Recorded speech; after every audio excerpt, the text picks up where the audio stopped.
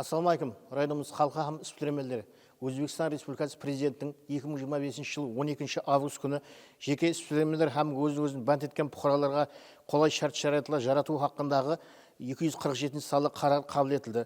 Қарар менен 2030 жыл 31 декабрьге шейін төлеу шөлкемдерінің саналы платформалар арқылы жеке іс-біліммен һәм өзін бәнт еткен бұқараларға мемлекеттік һәм финансылық қызметтерді онлайн түрде көрсету үшін арнаулы режим енгізілді. Арнаулы режим тикарында барлық зарур қызметтерді қамтып алушы салалы платформалар жаратылады. Салалы платформаларда жеке іс-білімелер һәм өзін бәнт еткен бұқаралардың іскерлігін тізімнен алу, өткеру, салықтарды автомат түрде тапсыру һәм есептеу, дараматлар декларациясын автомат түрде толтыру, операцияларды реал уақыт ішінде фискалластыру, банк есеп беттерін ашу, физикалық шахслар арасында өзара есеп кітаптары атап айтқанда пул өткізбелерін әмелге асыру, салық һәм басқа есептауларды автомат түрде қалыптастыру һәм тапсырулар әмелге асырылады. Сонымен бірге арнаулы режим тикарында бұқаралар мен есеп кітаптарды саналы платформалар арқылы фискал шекілерді қалыптастыру һәм беру тәртібі енгізіледі. 2025 жыл 1 ноябрьден бастап салалы платформаларда жеке іс-білімелер һәм өзін бәнт еткен бұқараларды онлайн тізімнен өткеру мүмкіншілігі жаратылады. Шартнамалар түзу, төлемдер, электрон есеп фактуралар һәм қабыл тапсыру актілерін салалы платформаларда электрон имзадан пайдаланбастан қол қоюға рұқсат етіледі. Һәм бұндай тәрізде қол қойылған хұжжетлер қағаз нұсқадағы хұжжетлермен тең юридикалық күшке ие болады.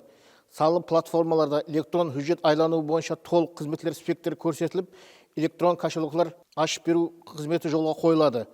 Нақ пұл һәм пұлсыз пұл қаржыларын қабылдау, қайта істеу һәм өткеру, өзара есеп кітаптарды әмелге асыру үшін төлем реквизиттері һәм матрицалы штрих-кодтар, яғни QR-кодтар генерация етіледі, һәм де төлемдерді контактсыз tap-to-pay технологиялар арқылы қабылдау операциялары әмелге асырылады.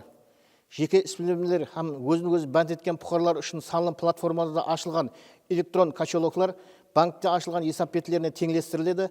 Бұнда электрон кошелекқа ие болған іс-білімелер үшін банк есеп беттерін ашу ықтияри түрде болады. Салалы платформалар салық шөлкемдері информация системаларына толық интеграция етіледі. Яғни жеке іс-білімелер һәм өзін бәнт еткен бұқаралардың салық есептаулары һәм де басқа мағлұматларды тапсыру төлем шөлкемдерінің жауапкершілігіне өткеріледі. 2026 жыл 1 январдан бастап жеке іс-білімелер үшін қатаң белгіленген физикалық шахслардан алынатын дарамат салығын төлеу тәртібі, сондай-ақ салық дәуірінде товарларды реализация етуден алынатын 100 миллионнан сомнан аспаған өзін бәнт еткен бұқараларды айланбадан алынатын салық төлеуден азат ету тәртіптері бекар етіледі.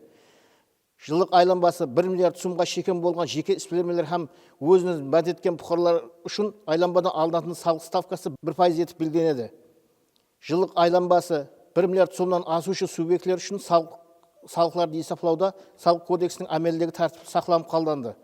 2026 жыл 1 январдан бастап жеке іс-білімелер һәм өзін бәнт еткен бұқараларға салалы платформаларда электрон төлемдерді қабыл етуші арнаулы QR-код болуы талап етіледі. Бұл QR-кодтардың болмауы касса аппаратларының жоқлығымен теңдестіріледі. Салалы платформалар арқылы берілген сауда шекілеріне нызамшылықта белгіленген физикалық шахсларға сатып алынған товарлар бағасының 1%-ын қайтару тәртібі қолданылмайды. Hürmetli rayonumuz тұрғындары, жеке іс-білімелер һәм өзін бәнт еткен бұқаралар.